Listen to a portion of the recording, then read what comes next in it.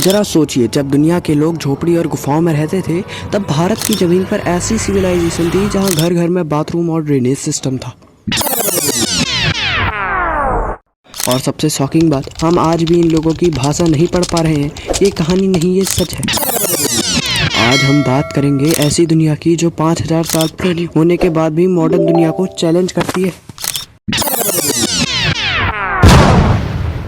अब अगर मैं आपसे पूछूं इसका नाम क्या था, तो आप कहेंगे इंडस वैली सिविलाइजेशन। लेकिन अगर मैं आपसे कहूं कि ये झूठ है, हाँ दोस्तों, हम इसे कहते हैं इंडस वैली सिविलाइजेशन, लेकिन सच ये है कि ये नाम उनका अपना नहीं था। इजिप्ट को पता था वो इजिप्ट है, मेसोपोटामिया को पता था वो मेसोपोटामिया है, लेकिन इंडस के लोग अपना नाम नहीं छोड़ गए, ना अपनी कहानी लिख गए, ना कोई राजाओं की लिस्ट, ना कोई इतिहास की किताब। जो भी हम जानते हैं वो ईंटों से, खुदाई से मिलता है। इसलिए इंडस वैली सिविलाइजेशन की हिस्ट्री की सबसे शांत और मिस्टीरियस सिविलाइजेशन। 1921 में British India company Punjab region में रेलवे लाइन बना रही थी। मजदूरों को कुछ पुरानी ईंटें मिली। ब्रिटिश ऑफिसर्स ने तो ध्यान नहीं दिया, लेकिन जब आर्कियोलॉजिस्ट आए तो दुनिया का इतिहास हिल गया।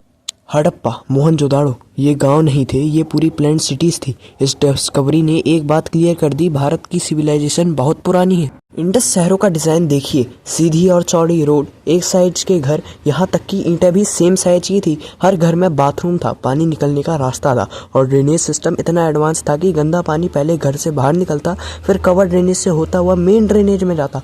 आज भी भारत के कई शहरों में ऐसा सिस्टम नहीं है।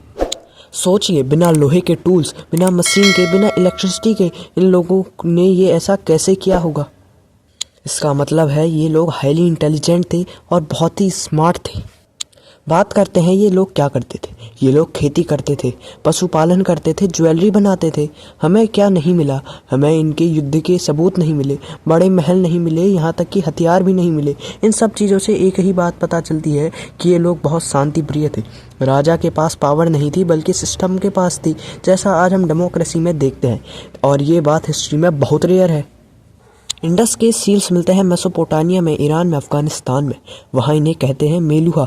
एक्सपोर्ट होता था कॉटन, ब्रेड, ज्वेलरी।